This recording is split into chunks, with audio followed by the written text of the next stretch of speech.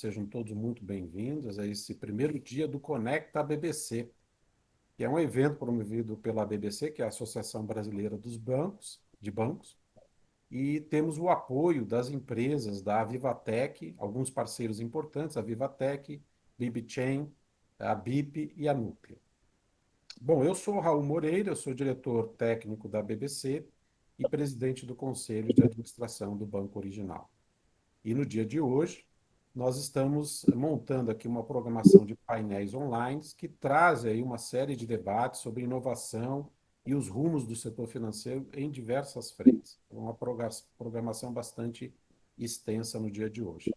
E o tema que nós vamos discutir aqui nesse painel é o tema de Bank as a Service. Quais são os desafios e oportunidades que nós temos em relação a esse assunto, que é cada vez um tema cada vez mais relevante para o futuro, tanto das instituições financeiras, das empresas e é claro, também dos consumidores finais, né?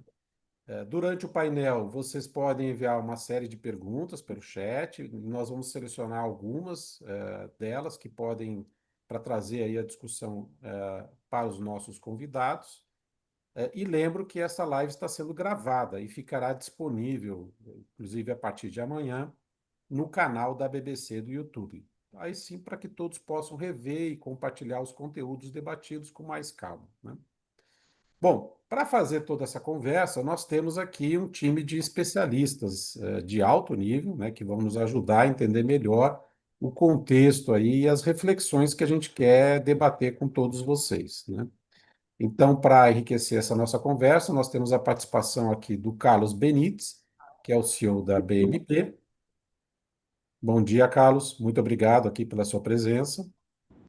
Bom dia, Raul. Obrigado. Temos a Larissa Arrui, que é sócia do Matos Filhos. Larissa, muito obrigado aqui também pela sua presença e possibilidade de participar. Bom dia, Raul. Um prazer estar aqui com vocês. Bom dia a todos. E completando esse timaço, nós temos o Marcelo Modesto, que é CEO da Vivatech, também que vai nos ajudar aqui nesse debate. Muito obrigado, Marcelo. Bom dia, Raul. Bom dia a todos. Muito obrigado.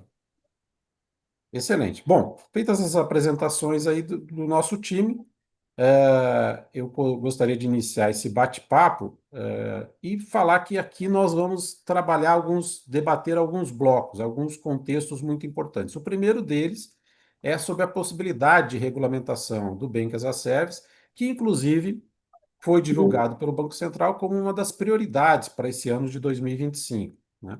Estamos nas expectativas, foi feita toda uma consulta pública, como todos sabem, e nós todos estamos aqui na expectativa da sedimentação desse processo aí, ou início desse processo de regulamentação. Mas também a gente quer discutir um pouco o papel crescente das fintechs, dos bancos e dos marketplaces financeiros dentro desse contexto da estruturação do Bank as a Service no Brasil.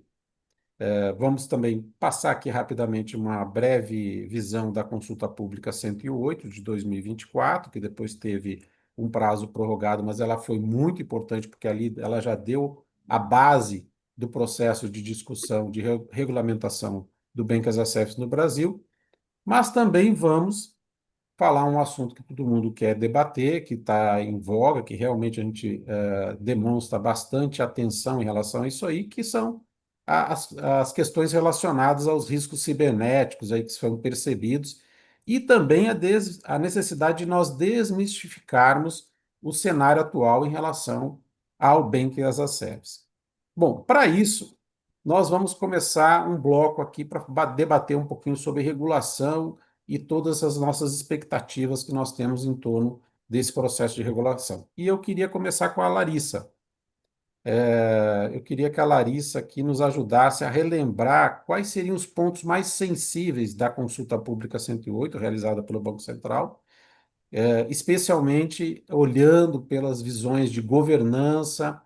A questão da exclusividade deu muito debate e relembrar também as exigências principais da regulação, principalmente aquelas relacionadas à capital. Você poderia nos dar um overview rápido em relação a esse contexto, Larissa, para a gente esquentar? Com certeza, Raul, obrigada. É um prazer novamente estar aqui e eu não vou passar por todos os pontos, porque eu sei que temos uma plateia aqui super qualificada que vem acompanhando esse tema já há bastante tempo. A consulta pública 108, ela foi publicada pelo Banco Central em outubro de 2024. Mas mesmo antes disso, o Banco Central vinha fazendo algumas conversas com a indústria, especialmente a partir de algumas associações, para tentar entender as dinâmicas de mercado e trazer uma proposta que fosse um pouco mais assertiva. O desafio é grande, os modelos são múltiplos, os tipos de serviços envolvidos nas atividades de base também. Então, tentar criar uma regra que abarque todo esse amplo rol de atividades não é uma tarefa fácil, e eu acho que o Banco Central tem se deparado com esses desafios para trazer uma regulamentação que seja apropriada. Eu acho que é importante mencionar que o objetivo do regulador nunca foi diminuir concorrência, diminuir inovação, deixar de trazer espaço para a atuação de novos participantes do mercado, de deixar de fomentar todo esse crescimento das fintechs que a gente viu, principalmente ao longo da última década. A preocupação do regulador aqui é mitigação de risco, é entender que, realizar que esse é um modelo de negócios que se tornou muito relevante para o mercado, que tem um papel importante, de acesso a serviços financeiros por parte da população e também de abertura de novos canais de distribuição pelas instituições reguladas.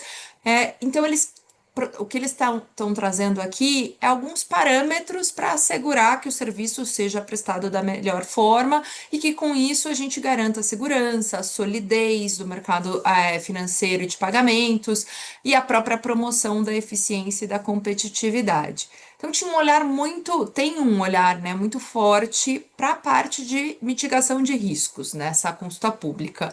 E aí o Banco Central mesmo, ele diz que o que ele busca quando ele pensa nessa mitigação de riscos, é assegurar o respeito à transparência, o cumprimento das normas de conduta pelas instituições que prestam os serviços, garantir boas práticas de prevenção à lavagem de dinheiro e financiamento do terrorismo, uma estrutura adequada de controles internos vis-à-vis o tipo de atividade que está sendo realizada, e uma dinâmica de responsabilização pela prestação dos serviços que seja adequada. E aí acho que aqui é interessante a gente já fazer uma ponderação do que nos parece que o regulador está buscando, né? Acho que primeiro ponto é que os prestadores de serviços de base, sejam instituições de pagamento, fintechs de crédito, instituições financeiras de outras naturezas, são instituições reguladas. Então, todo o arcabouço regulatório existente do Banco Central, ele incide sobre essas atividades prestadas por essas instituições, ainda que elas sejam feitas num modelo de parceria. E eu acho que um dos pontos do Banco Central aqui é reforçar essa dinâmica de responsabilidade, de falar, no final, seja no modelo de base ou no modelo de prestação de serviços direto, tudo aquilo que a regulação impõe de responsabilidade, de obrigações para as instituições reguladas, precisa ser cumprido. Eu acho que tem uma preocupação também do regulador com a perspectiva do cliente final. Então, quando ele fala em transparência, é essa ideia de assegurar que o cliente sabe com quem ele está contratando.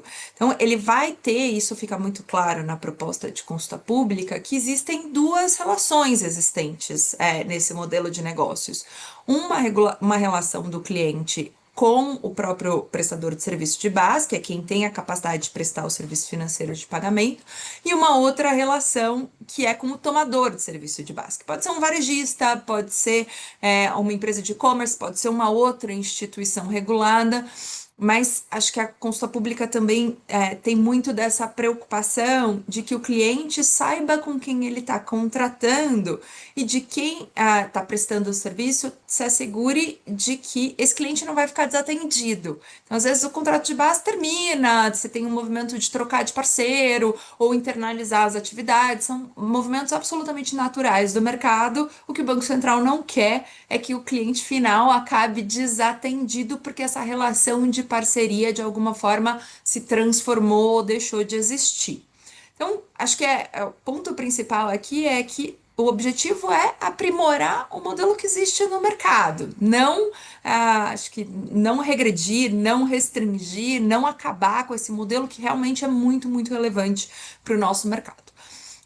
A resolução, a proposta, né, ela trata dos objetivos, âmbitos de aplicação, ela traz um capítulozinho de definições, fala dos princípios gerais para a prestação de serviço. O Banco Central tem tido muito esse cuidado de reestabelecer, de reforçar determinados princípios na regulamentação.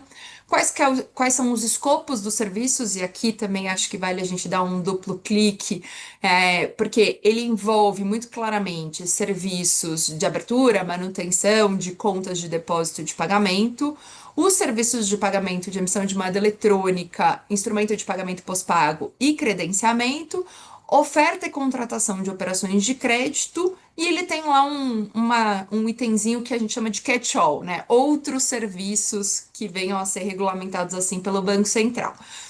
E ele na consulta pública, o regulador na consulta pública, fala expressamente do interesse de ouvir feedbacks do mercado sobre serviços de FX e ITP. Então, acho que esses são dois que estavam ali num limbo ainda sobre qual o melhor tratamento a ser dado. Para parcerias no âmbito do Open Finance e do PIX, isso não está expressamente tratado na regulação, e acho que a maior parte do mercado nos comentários reconheceu que existem disposições específicas em regras específicas, então que o BAS não seria necessariamente o melhor arcabouço regulatório aqui. E serviço de credenciamento foi um que gerou muita discussão, se faz sentido pensar numa relação entre credenciador e subcredenciador como uma relação de BAS, que acho que não é necessariamente como a maior parte do mercado encara esse tipo de relação. Então, quando a gente pensa no escopo dos serviços, acho que esses são os que trouxeram um pouco mais de discussão. Tem um capítulo também sobre as regras de contratação, e esse capítulo traz o ponto que você mencionou, Raul, da exclusividade.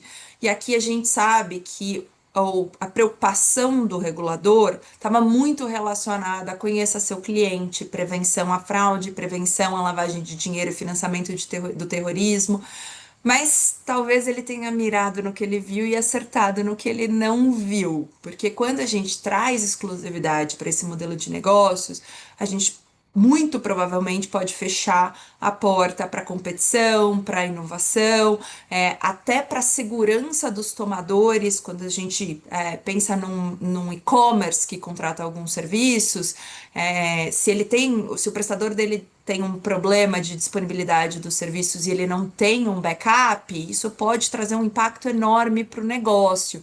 Então, parece que essa questão da exclusividade é uma das que ainda merece uma reflexão mais ampla por parte do Banco Central, porque os impactos disso para o mercado são muito relevantes e não necessariamente só aqueles que eles tinham pensado num primeiro momento. Tem um capítulo que fala de responsabilidade das partes envolvidas, e aqui eu acho que tem um ponto importante, que é o quanto essa norma tem uma proporcionalidade ou não em relação à norma de correspondentes no país. E acho que esse foi um ponto importante de discussão do mercado, porque a norma de base traz um arcabouço de responsabilidades para a instituição prestadora de serviços muito amplo, inclusive em relação à diligência que ela precisa ter na hora de ser contratada pelo tomador dos serviços. E aqui tem uma questão interessante, né? Eu estou sendo contratado, mas eu preciso diligenciar quem está me contratando. É mais ou menos essa lógica que que a proposta de regulamentação trouxe. Então, aqui, acho que a gente viu muito essa discussão do mercado se esse patamar de responsabilidade que o Banco Central propôs, ele está adequado à própria realidade do mercado e se é compatível, por exemplo, com o modelo de correspondente, que é um modelo já amplamente utilizado, também é um modelo em que você tem um terceiro participando da relação com o cliente final. E potencialmente acabaria sendo um modelo mais leve se a regulamentação for editada da forma como proposta, podendo dar margem a algum tipo de arbitragem regulatória. Por fim, ele fala dos aspectos de relacionamento com o cliente. Acho que aqui a questão da transparência, de novo, uma questão muito forte na preocupação do regulador. Os mecanismos de acompanhamento e controle dos serviços prestados, então, um olhar muito claro para controles internos e para diligência da instituição regulada. Tem algumas outras disposições gerais. Acho que esse é um resumo para a gente poder começar a nossa conversa, Raul, do que o regulador propôs e onde que está o mercado, como que o mercado reagiu a alguns pontos mais sensíveis. Perfeito, Larissa. Muito obrigado aí pelo overview em relação aos principais pontos da 108. Acho que você colocou bem aqueles que estão mais críticos, mas eu queria entrar rapidamente aqui com o Carlos, fazer uma pergunta para a gente esquentar um pouco essa discussão, que é com base nessas exigências que a gente está visualizando em relação ao possível normativa que o Banco Central está soltando. O que pode alterar em termos de modelo de negócio e competitividade entre os prestadores e também entre os clientes, os tomadores de serviços de Banking as a Service? O que você viu, Carlos, que é mais crítico nessa parte de impactar esse modelo de negócio? Primeiro, bom dia de novo, Raul, Larissa, Marcelo. Eu acho que a primeira coisa que a gente tem que analisar é o que é BaaS. Tá? Para a gente definir que existe algum tipo de retenção da inovação, a gente tem que entender o que é BaaS. A grande maioria que escuta o que é BaaS e monitoramento de conta digital. O entendimento de BaaS é qualquer operação que esteja dentro, qualquer operação, qualquer produto, qualquer serviço que esteja dentro do ambiente do Sistema Financeiro Nacional. Se é investimento, se é crédito, se é ambiente de garantia, se são controles internos, são regulatórios, se é uma conta, se é uma modalidade diferente de conta, não importa, é tudo que está lá dentro. Só que o mercado acabou adotando essa linha de base como se fossem as contas digitais, o que, na verdade, é o mais legal, é onde tem mais gente se posicionando, é um ambiente de fidelização para algumas empresas. Hoje, um pouco menos aquela mística de que todo mundo vai virar um banco, né? Não é bem assim, mas existe esse caminho também. Mas qual é o papel do Banco Central aí para a gente chegar nesse momento da concorrência? O Banco Central, a preocupação dele é proteger o consumidor, criar um ambiente seguro a contenção de riscos sistêmicos, definir claramente os papéis e responsabilidades, e nesse ponto específico, quando a gente fala de concorrência, o que me dá um pouco de receio do mercado, e o Banco Central tem visto isso, são diversas instituições que têm até ocupado algumas posições relevantes em alguns segmentos, que eles não têm a preparação de entender que eles são a instituição financeira e que eles são responsáveis por 100% do que acontece lá dentro, perante o regulador. E não que eles dividem a responsabilidade com o parceiro ou o representante correspondente agente deles. E isso, para mim, talvez seja o ponto crucial do comportamento das instituições de pagamento, das instituições financeiras, de que naquele momento ali aquela responsabilidade não é minha, não, é sua. Tá? E aí a gente entra na área de concorrência. Só que para a gente falar em concorrência, a gente fala que as fintechs vieram para nos empurrar para frente, né? Eu construí também uma, é para empurrar o mercado para frente. Mas não necessariamente elas fizeram de forma correta. Então, qual que era a grande leitura do que uma fintech tinha que fazer? Pô, não pode ter fricção na jornada. O que acontece? Infelizmente, no mercado financeiro, para você ter todas as etapas obrigatórias que uma instituição tem que cumprir, existe fricção. Existe fricção na abertura de uma conta, existe fricção na análise de um crédito, ou você se prepara anteriormente para aquele cliente já é seu para dar um crédito pré-aprovado, mas a princípio existe fricção. tá? Não existe uma linha reta que não tem erros e visualizações e revisões periódicas. Não existe isso, né? E a partir daí, a gente começa a entrar na falta de visibilidade. Então, imagina se a instituição financeira que presta um serviço e se conecta via uma API a um terceiro, ela não tem a visibilidade toda do processo dela, como que ela vai ser supervisionada? Porque o Banco Central também não vai ter a visibilidade se nem a própria instituição tem essa visibilidade. Então, como que você fecha esse entorno que a gente conversou agora há pouco? A gente tem que ter um nível de eficiência nas ferramentas de monitoramento mais alto do que os riscos de mercado. Só que isso não existe. Isso não existe. Você hoje tem um grande volume de ferramentas que você opta por usar na tua instituição ou não, para você monitorar a tua operação.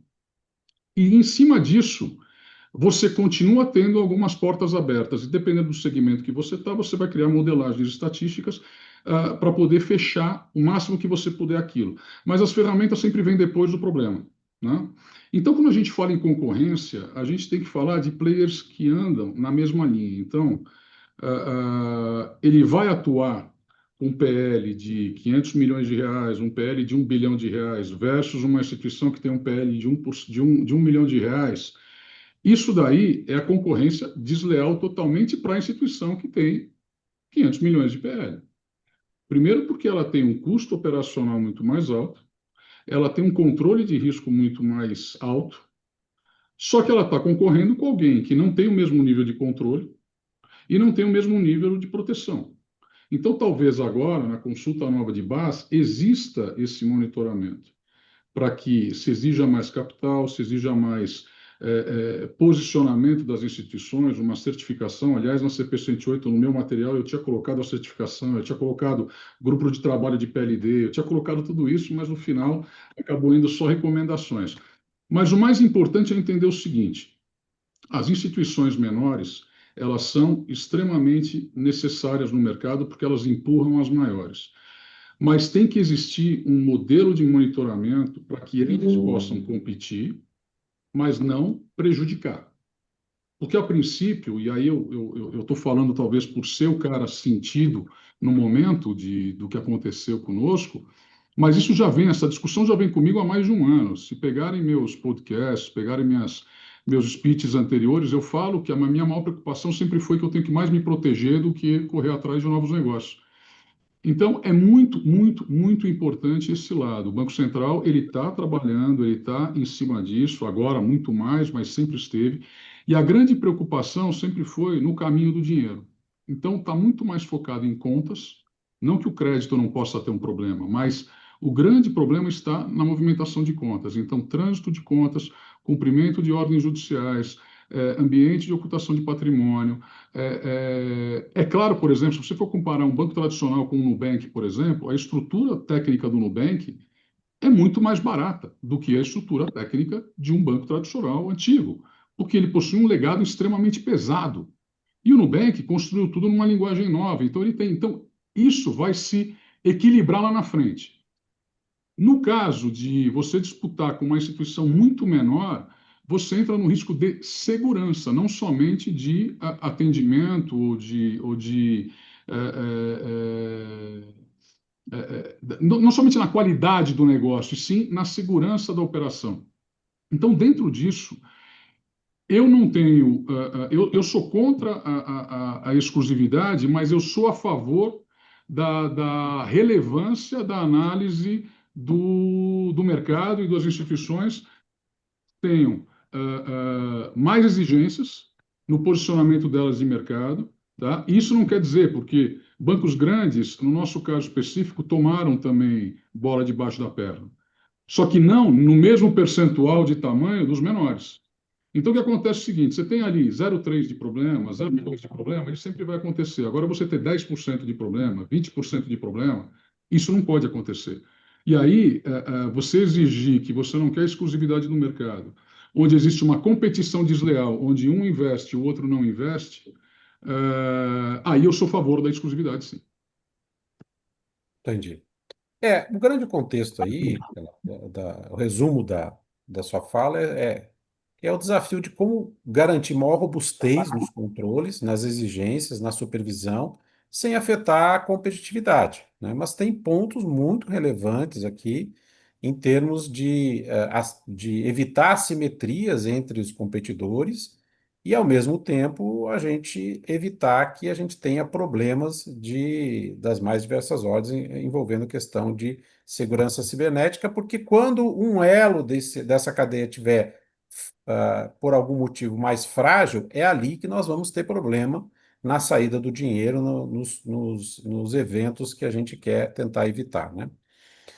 Agora, eu queria adicionar mais uma camada nessa discussão, que é o ponto de vista técnico, né? E eu queria que o Marcelo desse um pouco dessa visão sobre qual seria o nível de maturidade das empresas vinculadas a esse mercado de base, em relação a tudo que a gente falou sobre o contexto da proposta regulatória e dessa necessidade de trazermos maior robustez de controles, certificações, e funcionamento dessa máquina, digamos, do Bank as a Service, mas sem afetar, obviamente, a questão da competitividade. Como é que você vê a gente atingindo um nível de maturidade adequado, Marcelo? Você poderia complementar rapidamente, por favor? Claro, muito obrigado, Raul. Obrigado a todos, Larissa, Carlos e Raul. É um prazer estar com vocês hoje nesse painel. Eu acho que a Larissa falou muito sobre a visão regulatória da regra, vamos dizer assim, e o Carlos trouxe o âmbito da operação, né, Carlos, do dia a dia da operação do Bank as a Service. E eu acho que quando a gente fala de tecnologia, quando a gente fala da maturidade de tecnologia, né, o Bank as a Service ele não representa mais um modelo de negócio de apenas de conexão, né, de infraestrutura. Ele já virou um ecossistema que traz a inovação para conectando não só as fintechs, mas os bancos, os reguladores e as empresas de tecnologia. Então, obviamente que a inovação ela impulsionou através de tecnologia, através de processos inovadores, ela impulsionou a utilização, né? E com isso vem os desafios, né? Os desafios de tecnologia ele tem dentro do seu contexto alguns pilares, né? Um deles é a segurança, que a gente falou bastante aqui, ou seja, como que a gente garante a segurança, mas a gente tem que levar em consideração também aquilo que foi trazido no início, né, do processo do Bank as a Service, que é a competitividade, né? Como é que a gente cria um ambiente propício do regulador de operacionalizar isso, de fazer interações entre esse ecossistema, seja uma fintech, seja o regulador ou as empresas, os clientes, mas sem esquecer também que além de trazer segurança e competitividade, o princípio de tudo é trazer inclusão financeira, né? Então, como é que a gente atua dentro dessa maturidade regulatória e de operações e traz aí a permanência da inclusão financeira? Sobre o âmbito da estrutura, da consulta e desse novo momento, eu entendo, vejo que o mercado amadureceu muito nos últimos anos, né? Obviamente que toda evolução tecnológica andando com a inovação, ela vai trazer desafios, e aí quando toma a dimensão que nós temos hoje do segmento, exige ampliação de investimento, e eu entendo que a governança que está sendo discutida vai direcionar também para que princípios tecnológicos sejam implementados, né? Com isso, esse ecossistema tem crescido também. Então, quando nós falamos de Open Finance, de blockchain, da próprio desenho de cloud segura, né? O processo de inteligência artificial que pode ajudar tanto na escala quanto na eficiência. Então, eu entendo que os players eles foram evoluindo nas suas cadeias de primeiro pensando na experiência do cliente, em tirar essa fricção que o Carlos trouxe, né?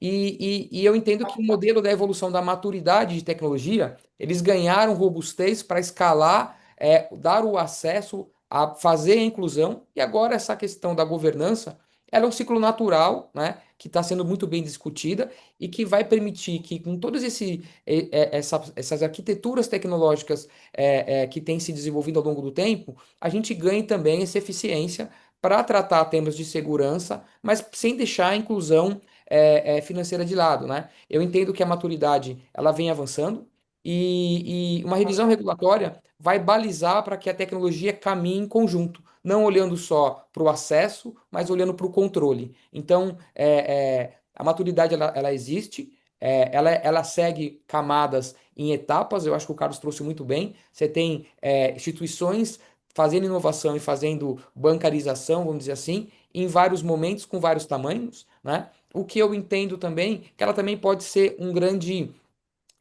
trazer um grande aumento de confiança para o consumidor quando as fintechs ou o Bank as a Service trabalha no seu nicho. Então você pode também tratar tecnologia, segurança e controles em nichos muito específicos, com formas específicas. Então, isso também vem trazer ganho para o ecossistema, né?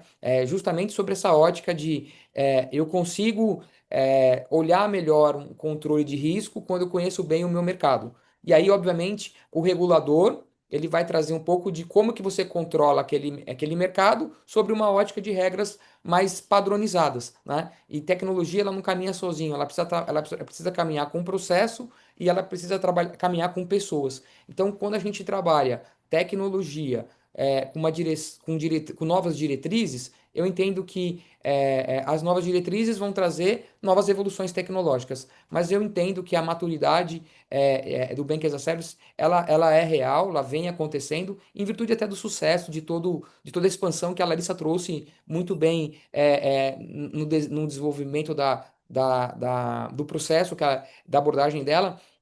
Obviamente, o Carlos ele tem uma visão muito forte, né, de competitividade sobre investimento, né, Carlos? E eu acho que essa regra ela vai vir naturalmente para fazer uma segregação de quem está investindo também.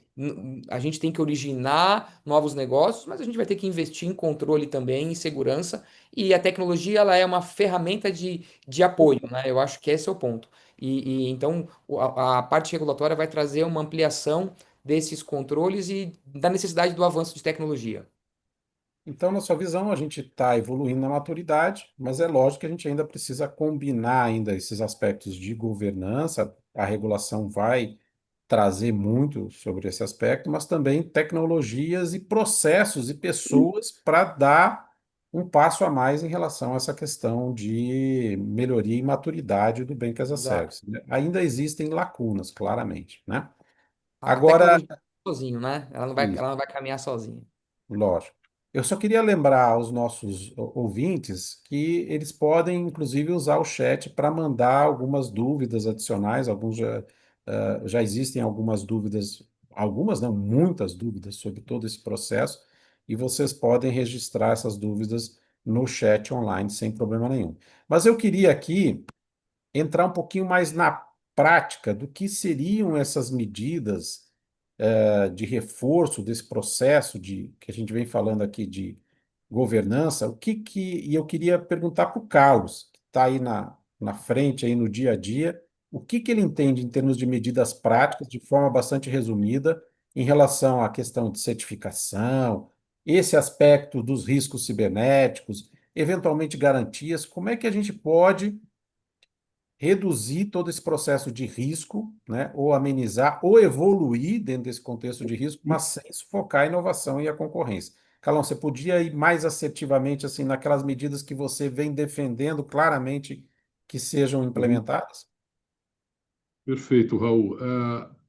A gente tem que entender o seguinte: o Banking as a Service, ele não eu vou usar uma palavra do Marcelo. Ele falou da inclusão financeira, tá?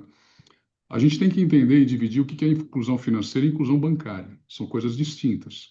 Inclusão financeira, o que parece que está acontecendo, seria você dar acesso a produtos e serviços bancários para uma classe que não tinha. Só que isso não está acontecendo. Você ter uma conta digital é você tirar o dinheiro de papel do seu bolso e colocar na conta digital, porque você evoluiu para isso. Então a gente tem que separar, porque existiu sim uma inclusão bancária, hoje você tem muito mais gente dentro do sistema bancário, mas o que mais aconteceu foi o modelo que se diz de inclusão financeira, quer dizer, a pessoa passou a ter uma conta. Em cima disso, o Banking as a Service, para ele se proteger, ou a estrutura, primeiro que ele não vai existir essa nomenclatura mais para frente, vai ser o status quo das instituições financeiras, tá? ele tem que trabalhar o ecossistema dele e não a ferramenta, porque a ferramenta vai cada vez mais vir novidades, melhorias de acordo com o mercado. E você pode ter diversas ferramentas e não necessariamente todas que você está precisando, você só vai descobrir depois se acontecer alguma coisa. Mas de forma muito clara, dentro de uma estrutura de base, você tem o originador, você tem a instituição financeira, tá? Aí no meio do caminho, num caso de uma conta, você tem o mensageiro, e a partir daí, ou você está dentro do sistema financeiro nacional, ou você sai do sistema financeiro nacional. Quando você sai, você entra em ambiente de cross-border, você entra em ambiente de bet para fora, você entra que se assemelha com cripto e cross-border e criptomoeda. A partir dali, o Banco Central já não consegue mais supervisionar esse caminho desses recursos. Então, o grande problema que nós temos hoje é fechar esse perímetro, não deixar os Fechar a valores, saída. Fechar a saída. não, fechar a saída. E dali existem os investimentos para você monitorar esse caminho que vem depois, porque isso aí vai levar muitos anos para você chegar ao ponto de resolver, porque cada problema que você descobre, você precisa criar um mecanismo de proteção. E no meio do caminho está se criando novos caminhos, novos problemas. Então, os investimentos são grandes, são altos, tá? Mas o mais importante, se a gente fala de BaaS, o BaaS ele tem que ser direcionado, para ser bem claro.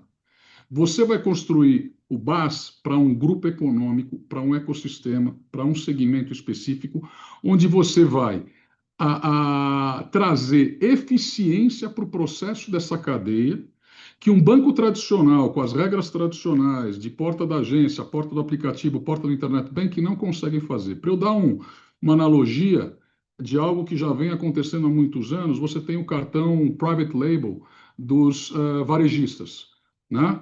Então, ele tem o cartão private label, ele pode fazer o crédito pessoal, ele pode antecipar um recebível para um fornecedor dele, ele pode dar capital de giro para o fornecedor dele, ele pode ter uma conta onde ele gerencia as garantias para que todas essas operações aconteçam. E, na verdade, nesse meio do caminho, você tem um canal de distribuição que pode ser o capital da operação de Banking as a Service, mas, na verdade, pode ser o capital de mais 3 ou 4 instituições, inclusive da própria originadora, que é o varejista, que não tem o conhecimento total do ambiente regulado. Então, o BaaS ele foi feito para criar a distribuição de produtos e serviços através de canais diferentes, e não para abrir uma conta de uma pessoa física diretamente, porque ela não tinha conta no Itaú e agora ela tem uma conta gratuita aqui para abrir. No meu amigo, que não é uma instituição financeira, mas ele colocou o nome da família dele como nome do banco, escreveu o banco do lado, ele passou a ser o banco. E aí o consumidor final, ele não tem o discernimento de entender que aquilo não é um banco. Inclusive, as empresas de tecnologia utilizam, construa o seu banco. Eu falei, pois, se fosse tão fácil assim construir o banco, você ia ter mais banco que máquina de Coca-Cola, né? Porque todo mundo ia ter um banco, né? Na tua casa você ia ter um banco. Então, não é bem assim. Então, o foco do BaaS é construir canais de distribuição desses produtos e serviços dentro de ecossistemas específicos, de meios de pagamento, de ambientes de distribuição, de ambientes de logística, no agro, na área de indústrias, na área do comércio, na área de distribuidores, fornecedores, atacadistas. Esse é o ambiente do Banking as a Service. É ali que está a receita, é ali que está o dinheiro para se ganhar, é ali que estão os canais de alocação de capital, de assets, de fundos, de bancos, onde o banco tradicional, que não tem a operação, vai usar esses canais para alocar capital de forma muito mais barata, de forma muito mais consistente, com uma estrutura muito mais protegida. Se você chegar num banco, vamos lá, Raul, se você chegou no banco, você pode colocar o dinheiro centralizado, remunerando 1,5%, sem ter área comercial, sem ter área de crédito, simplesmente analisando o track record de um fundo e acompanhando o modelo de negócio que é feito. E lá na frente você tem a originação.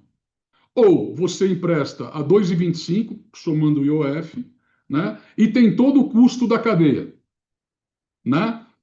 Você tem que equilibrar isso aí. Será que não vale mais a pena eu ter um e-mail alocando diretamente em operações mais regionalizadas que entendem melhor o caminho? E aí a grande instituição financeira, ela não vai precisar ter o nível de capital regulatório que ela tem, ela não vai precisar ter o volume de despesas de atendimento, cobrança que ela tem quando ela trabalha do middle market para baixo, né? E ele vai continuar, e a instituição financeira vai continuar sendo eficiente para caramba, vai continuar ganhando dinheiro para caramba. Só que ela vai criar mecanismos de distribuição do capital dela, de alocação do capital dela de formas diferentes.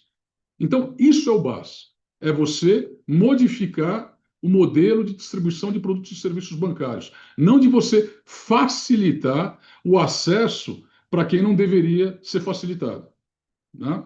Então, acho que Perfeito. para ser Você diz sucinto, assim, o BaaS não nasceu para ser transversal e aberto, ele nasceu para ser segmentado, para atender determinadas cadeias segmentadas, né? E a ali palavra agregar correta valor para que você possa pegar aquela cadeia ali e possa colocar produtos financeiros adequados para aquela necessidade, né? Seria isso, né? E nesse é exato. contexto aí, eu queria exatamente entender da Larissa, ainda nessa linha da desmistificação do Bank as a Service, né? Nessa lógica de percepção de riscos, se nós estamos falando de mais questões relacionadas a lacunas regulatórias ou é a falta de um entendimento do modelo? Qual é a sua opinião, rapidamente, Larissa, que a gente está realmente com o tempo um pouquinho apertado, mas você vê uma dicotomia entre essas duas visões? Vou tentar ser o mais assertiva possível, Raul. Eu acho que a gente não tem uma falta de entendimento do modelo necessariamente. Eu acho que a gente tem diferentes modelos que acabam ficando embaixo desse guarda-chuva do BAS. Só que todos eles precisam ter como premissa que quando você está prestando um serviço de pagamento, um serviço financeiro, um serviço regulado, então todo o arcabouço regulatório aplicável às instituições vai valer para vale para este serviço também.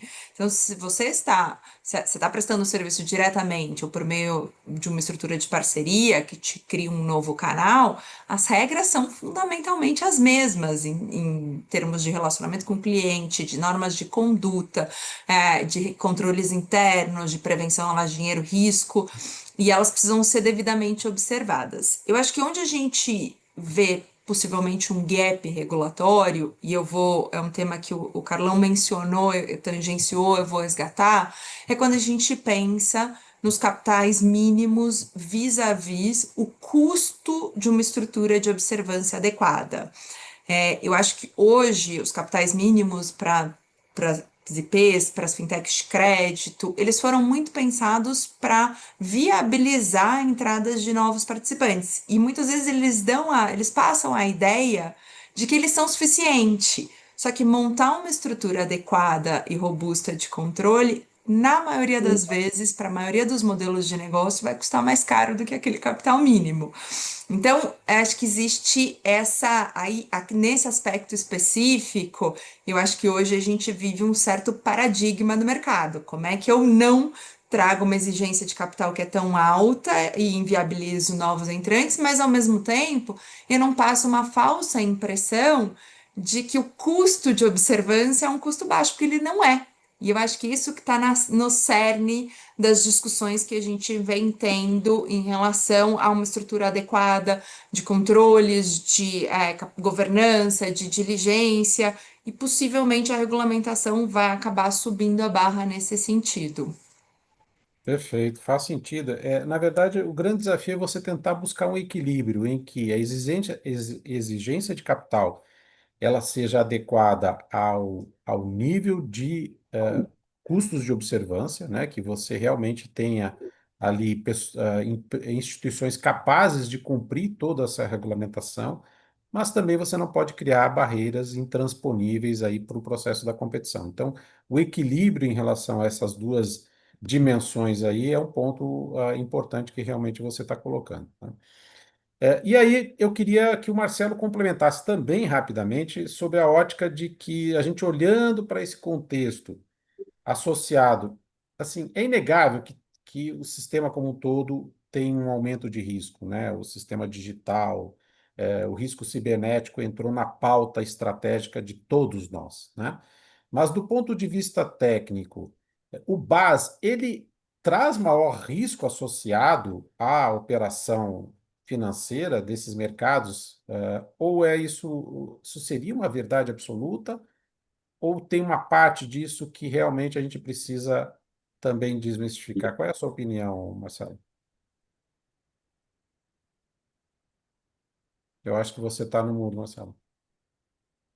Perdão, obrigado pela pergunta, Raul. Eu entendo que o risco de não está no modelo do base em si, né? Mas da forma que ele pode ser implementado, né? Se você tem camadas de controles, seja eles para segurança, para certificação de ambiente, para monitoramento em tempo real, integração com seus parceiros de forma que você gerencie aquelas integrações, né? Tudo isso vem propiciando essa disseminação e o crescimento desse setor, né?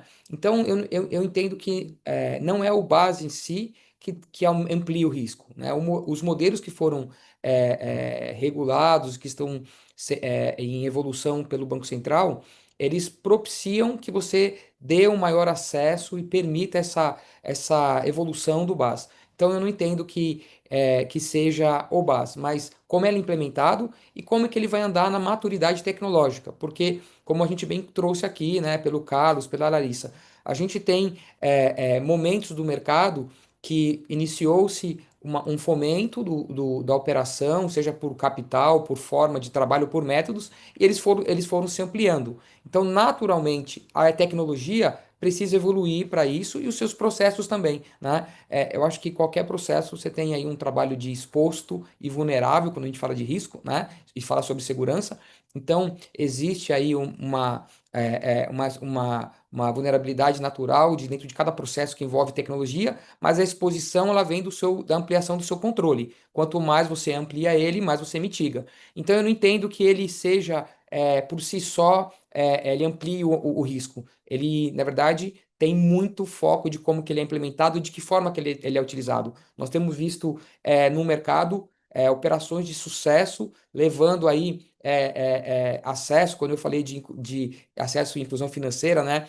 Pegando esse gancho do Carlos, eu não penso em base como conta digital só. Eu penso como ampliação de crédito, eu penso como ampliação de acesso sob a ótica de investimento financeiro, sob integração desse serviço de Bank as a Service com players do mercado financeiro, com grandes bancos, inclusive. Isso cada dia mais tem ampliado as interações, e isso acontece por ter essa tecnologia. O que a gente precisa é ampliar, com certeza, os controles e os procedimentos, né, de forma equilibrada vis-à-vis a relevância que está se tornando. Então, eu acho que é um tema natural. Quanto mais aumenta a relevância e o acesso, mais exige tecnologia e controle, né? É natural isso. E aí, obviamente, que eu entendo que a tecnologia de Bank as a Service chegou até aqui pela inovação, pelo acesso à inovação e pelo trabalho todo que foi implementado pelo regulador até aqui. Então, agora fica o desafio do próxima etapa de levar a tecnologia para acompanhar a inovação e o controle. Eu entendo que esse é um ponto muito importante para continuar levando o acesso a crédito, a investimento, a bancarização como um si só, e com acesso de tecnologia para nichos de mercados, fazendo essa jornada que o Carlos trouxe, né? Que são ecossistemas específicos que vão se conectar ao mercado tradicional também, com certeza. Ótimo, Marcelo. Obrigado aí pelo overview seu. Nós já estamos indo para os minutos finais aqui da nosso bate-papo, né? Tem algumas pessoas que estão mandando algumas perguntas, eu estou vendo que no nosso debate aqui algumas estão sendo respondidas, outras, se der tempo, a gente vai colocar no ar aqui, mas eu queria, antes de abrir para as perguntas finais, eu queria olhar um pouco a perspectiva, as perspectivas futuras do Bank as a Service. Então, nós já falamos sobre a estrutura da regulação, tentamos desmistificar um pouco, falamos bastante sobre essa questão de governança, processos, risco cibernético, pessoas, né? Mas eu queria ouvir de cada um de vocês, se olhando um pouquinho para frente aí, para os próximos 5 anos, é, sob o ponto de vista de todos esses desafios, como é que vocês veem o processo de evolução do BAS, principalmente nesse aspecto de agregar valor para o sistema financeiro, agregar valor para o processo aí de evolução, de todo esse ecossistema que já foi montado, né? Mas respeitando todos esses desafios que nós já colocamos aqui, que certamente o regulador está de olho, nesse aspecto, e a 108 já indica uma série de questões aqui de desafios que nós debatemos aqui. Mas do ponto de vista técnico, legal, o que que vocês veem que a gente poderia sedimentar o Bank as a Service para o futuro, quão ele é importante realmente para esse processo evolutivo do sistema financeiro e como é que a inovação não pode ser perdida nesse contexto dos próximos passos do Bank as a Service. Eu acho que a gente poderia ouvir um pouquinho a Larissa, depois o Marcelo e fechando com o Carlos nessa sequência aqui, se vocês me permitirem, por favor. Obrigada, Raul. Eu acho que do ponto de vista da regulamentação, passo esperado é que venha a norma decorrente da Consulta Pública 108, como você colocou no início. E aqui, Larissa, Isso, me permite interromper. O claro. Almir aqui fez uma pergunta e eu quero aproveitar exatamente isso aí que você está falando, né, do ponto de vista da regulação. O Almir perguntou assim, qual é a nosso sentimento, Almir dos Santos, sobre quando é que vai chegar a regulação. E eu queria exatamente saber de você, que eu sei que você tem informações aí muito precisas a respeito disso, quando que vai ser publicada a regulamentação, na sua opinião? Essa é pergunta de US$ 1 milhão, né? O Banco Central esse ano fez um movimento interessante que eles mudaram o plano de prioridades regulatórias de um plano anual para um plano bianual. Então, eles colocaram uma série de normas, essa é uma delas, nessa perspectiva de que elas vão ser editadas nessa janela de 25, 26. A nossa expectativa é que essa seja uma norma que ainda sai em 2025. Acho que isso tem sido colocado em diferentes fóruns pelo regulador como uma prioridade de fato. Não, do que a gente viu de comentários do mercado em relação à consulta pública, tinham pontos muito relevantes, mas não eram comentários necessariamente estruturais, que exigiriam reescrever toda a regra. Então, eu tenho ainda alguma confiança de que a gente vê essa norma sendo editada até o final desse ano. Espero que o Banco Central nos ajude e não faça isso no dia 31 de dezembro, mas acho que em algum momento daqui até lá.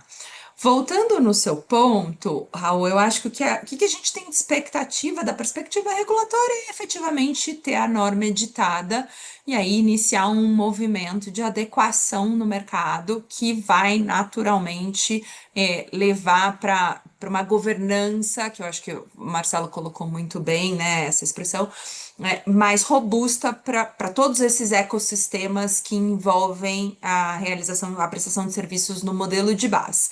E eu acho que isso vai ter que vir associado com um trabalho de supervisão. E aqui o desafio do regulador é muito grande. Acho que a gente sabe muito bem que o Banco Central não teve um crescimento exponencial de recursos financeiros e de pessoas nos últimos anos, mas ele teve sim um aumento muito significativo do número de instituições reguladas. Então, o que a gente acredita é que você precisaria ter um reforço de time no Banco Central, então um lembrete aqui, governo, uma autarquia super relevante para a nossa situação macroeconômica como um todo, né? Vamos abrir concurso, vamos trazer reforços lá para o time. Mas eu acho que eles vão se embasar muito em tecnologia. A gente já tem visto isso sendo feito, sendo usado muito, muito fortemente no processo de supervisão. Acho que a tendência é só ampliar. Porque não adianta eu ter a regulação e a regulação ser boa se eu não tiver a capacidade de supervisão. E eu acho que é para cá que a gente tem que evoluir ao longo dos próximos 5 anos, aí nessa janela que você colocou, porque é isso que vai ajudar a trazer mais segurança para o mercado como um todo, é garantir que os bons players, eles são reconhecidos e que, eventualmente, aqueles que não estejam dentro dos parâmetros regulatórios adequados tenham todos os incentivos para se corrigir ou eventualmente acabar saindo do mercado. Então, acho que vai ser esse combo de uma nova regulação, mas com um olhar de supervisão mais atento para esse modelo de negócios. E principalmente uma supervisão mais instrumentalizada. A gente sabe o quanto que o Banco Central está precisando de apoio nesse sentido. Ele vem explicitando sobre como o mercado mudou e o quanto de instrumentos ele vai, e pessoas vão ser necessárias. Mas eu queria, então, pegar com o Marcelo essa visão aí dos próximos 5 anos, Marcelo, e já queria engatar aqui uma pergunta interessante da Larissa, que está na plateia, ela pergunta assim, como os provedores de BaaS garantem a conformidade regulatória, que nós falamos isso no início ali, né? Sobre a questão da exigência da conformidade regulatória das próprias empresas consumidoras do BaaS, né? Que utilizam esse serviço. Como é que você vê, dando uma dica aí de um caminho para que o provedor possa efetivamente garantir essa necessidade, essa conformidade? O Carlão pode complementar, ou a nossa Larissa aqui também pode complementar, mas eu queria que você começasse a falar dos 5 anos e engatasse essa pergunta aqui. Legal. Sobre esse ponto de vista tecnológico, na evolução da inovação, Raul, eu vejo três pilares super bacanas, assim. Eu acho que o primeiro, que é latente, nós estamos falando todos os dias, a gente acorda e dorme falando nisso, que é a inteligência artificial, né? Então, acho que ela é um fator importante na inovação para o segmento, para a estrutura de Bank as a Service, e principalmente, né, aplicada a riscos, a gerenciamento de risco. Eu acho que a Larissa trouxe aqui uma visão muito bacana, que é a ampliação e essa utilização de tecnologia que o Banco Central tem feito com muito sucesso ao longo do tempo, essa ampliação dos controles através de tecnologia, com as estruturas de Bank as a Service também tecnológicas, elas vão facilitar de forma integrada, ampliar o controle de risco. Então, eu acho que isso pode ajudar muito a gente fazer essa troca, né? E também na experiência do cliente, ou seja, como é que a gente tira a fricção que a gente está falando, tanto com a inovação, mas trazendo a inteligência artificial para ser um facilitador, né? E aí eu tenho isso que eu entendo que na análise de crédito tem esse processo, na detecção de fraude, né, na oferta personalizada para que a gente entenda para quem que a gente está fazendo determinados nichos de mercado, como o Carlos trouxe no início, né? O segundo, que eu entendo também um momento muito importante de blockchain e de tokenização. Eu acho que também tem aí temas relacionados à estrutura regulatória, né? Mas ela não traz somente um processo apenas para ativos financeiros, né? Mas também pode melhorar a rastreabilidade, tanto na questão de operação e seus processos, quanto na liquidação financeira e também na interoperabilidade. Eu acho que essa interoperabilidade pode trazer também um aumento nos processos de governança e também de controle de risco. Isso também pode facilitar bastante, e essa interoperabilidade também passa por essas regras e monitoramento do Banco Central. E o terceiro ponto que eu acho que também tem aí um caminho muito importante, que é o Open Finance evolutivo, né? As APIs com seguranças ampliadas, padronizadas, né? Permitindo que esses novos entrantes, ou até mesmo integrações inteligentes com os bancos, as fintechs, as big techs, ou seja, fazendo essa interação, né? Do ponto de vista técnico, olhando sobre a regulação, né, para os próximos períodos, eu acho que o Banco Central vai continuar trabalhando fortemente, tanto na inovação como na padronização das regras, trazendo aí essa padronização, uma segurança jurídica, né, e uma maior confiança para que os ambientes se consolidem em inovação, né? Então, eu acho que a gente tem feito isso muito bem até aqui. E entendo que esses três passos de inteligência artificial, blockchain, tokenização e o Open Finance vai ajudar a gente bastante aí nessa próxima etapa de ampliação da regulação. Legal, muito bom, cara. Obrigado aí pelo seu posicionamento. Eu queria ouvir um pouco o Carlos, né? E, Carlos, a plateia que fez a Eliane fez uma pergunta interessante, assim. Eu queria ouvir você falando sobre a sua visão aí para os próximos 5 anos, né? Os desafios desse contexto que nós já falamos. Mas ela fez uma pergunta interessante que, assim, existe um determinado ponto onde o BaaS deixa de ser vantajoso para o banco que oferece a estrutura? Em algum momento isso pode se tornar desvantajoso para o banco que está fornecendo essa infraestrutura dele que ele desenvolveu e ele está colocando à disposição? Eu acho que está no mudo, Carlos. O BaaS ele é um produto, como o financiamento de automóvel, como crédito pessoal, onde ele tem todas as suas características, as suas equipes que se responsabilizam por cada etapa, tá?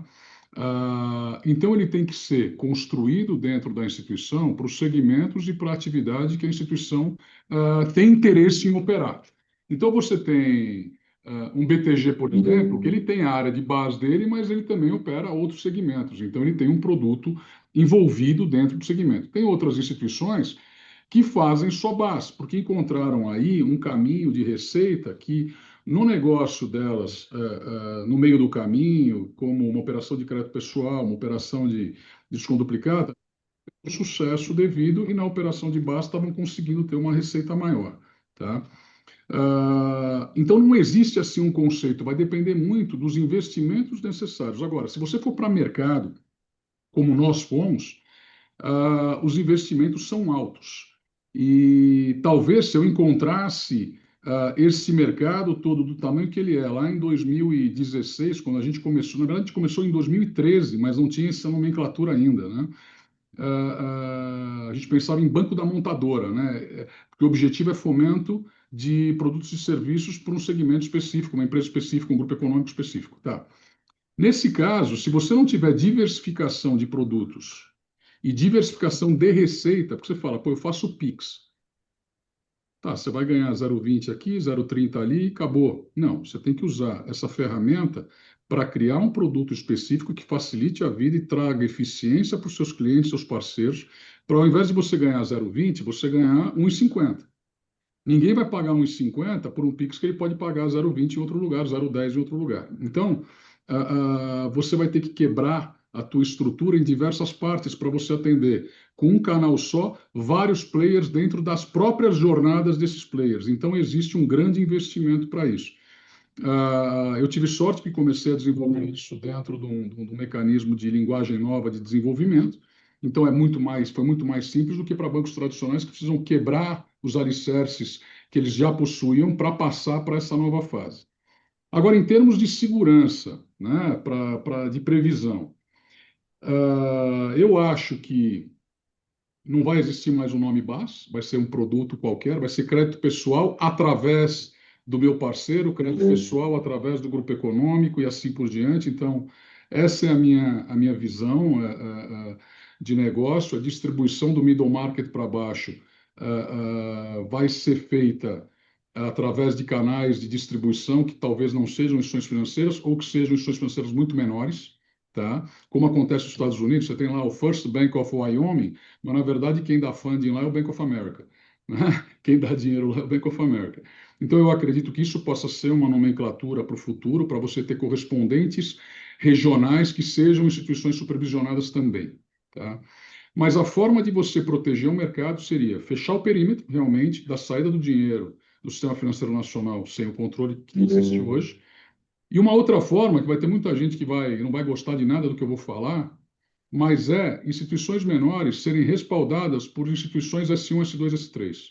Então, se você é S5, você quer entrar num segmento específico, e aí eu não estou falando base, eu estou falando proteção do sistema financeiro nacional, porque tem muita gente com instituições de pagamento menores que nem operam base, mas trazem problema para o base e para outras atividades. Então, seria respaldar, não no modelo de redesconto de liquidez, mas no modelo de redesconto onde você ampara compliance, você ampara governança, você ampara ambiente tecnológico numa instituição maior que tenha liquidez, que tenha comprometimento, que seja supervisionada, seja S1, S2, S3, aí você cria mecanismos prudenciais de valores e responsabilidades, e aí sim, porque se depender do Banco Central, são 1.700 instituições no total, quase 800 instituições dentro do SPB, mais umas tantas em PIX indireto. Não há a mínima capacidade de se gerenciar isso. Não há a mínima capacidade de se gerenciar isso.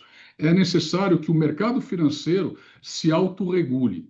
Não adianta só uma mudança, não adianta jogar o peso para o Banco Central e ficar esperando, jogar o peso para o Ministério Público e ficar esperando. As instituições financeiras precisam se organizar. Aí a IP menor vai falar, dizer que o banco grande lá vai mandar em mim. Não é que ele vai mandar em você, ele vai te dar um nível de governança e talvez ele te dê muito mais do que você sozinho conseguiria fazer, desde que você queira fazer a coisa bem feita. Né? Então, talvez a forma de você, e de forma rápida, porque isso depende só de uma nova resolução e não de uma mudança técnica no país inteiro. Então, são essas coisas que eu tenho pensado aí nos últimos meses. Interessante. Uhum. Muito boas perspectivas aí sobre possibilidades da gente olhar um pouco para frente e ver formas de evoluir de uma maneira cooperada, é isso que você está falando, né? Permitir que haja uma cooperação entre as instituições grandes e as instituições menores para dar maior robustez para o sistema. Infelizmente, nosso tempo acabou, né? Eu acho que o debate está muito bom, tem algumas perguntas que eu acho que foram respondidas ao longo do debate, né? E eu queria agradecer muito, que eu acho que foi um bate-papo muito rico, de um tema muito importante, que estamos aí na expectativa de sair a regulamentação, mas é um ecossistema que já funciona, já tem a sua relevância e com certeza pode evoluir bastante dentro desse contexto que nós falamos aqui de visão de futuro. Queria agradecer muito aí o Marcelo, a Larissa e o Carlos por toda a disponibilidade, agradecer à BBC no sentido de nós evoluirmos em mais um desses debates aqui muito importantes dentro do Conecta BBC. Muito obrigado a todos e um grande abraço e até o próximo Conecta.